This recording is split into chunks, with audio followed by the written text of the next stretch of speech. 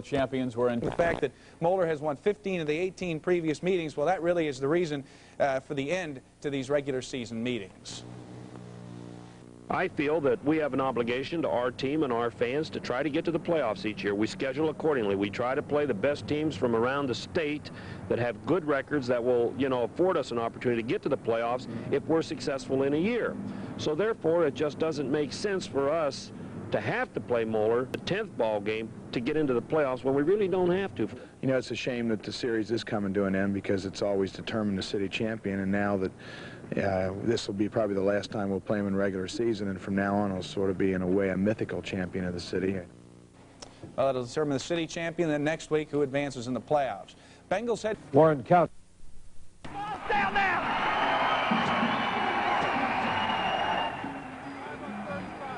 There's some who say he has no business on the sidelines.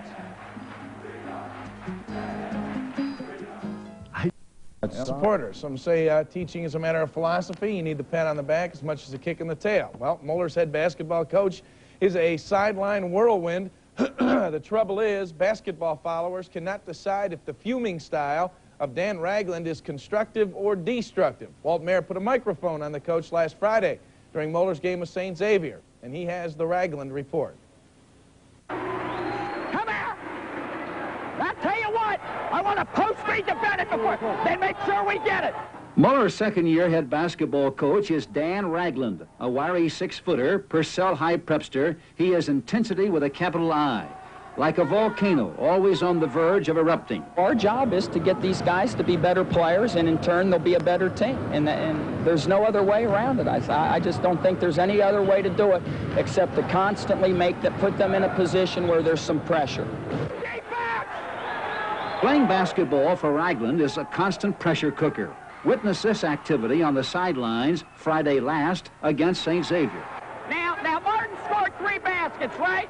Now, tell you what, you got to get on him tighter as the ball swings around. Come here. And if they call the switch, if you call a switch, the guy that's guarding him at the time's got to make sure he's on him. He scored all their points. Ragland says there is a method to this apparent madness. Motivation isn't just slapping people on the back. It's kicking them in the rear once in a while, and sometimes you have to do it. I'm not saying I like to do that. The reviews are mixed for the Moeller High School basketball coach. While some feel his sideline show is a winner, there are others who feel he should be thrown out of the game. A lot of people make a much bigger thing out of my yelling and screaming than I think it really is. I guess the bottom line is that when I see a person, a player that I'm coaching, make a mistake, I have to do something to correct it as quickly as possible. You make a great play, and that's it. You're done for the night, Barry. I'm trying to get these guys ready for life, and this coaching the game of basketball is the tool I use to get them ready. They're developing, everlasting habits: teamwork, loyalty, dedication. The 33-year-old Ragland has worked the Bobby Knight basketball camps for 10 years. He's quick to point out Bobby Knight is his hero. He's the most honest human being I've ever met in my life. He's not going to tell you what you want to hear. If you ask him a question, he's going to tell you what you ought to hear. And that, that disturbs a lot of people.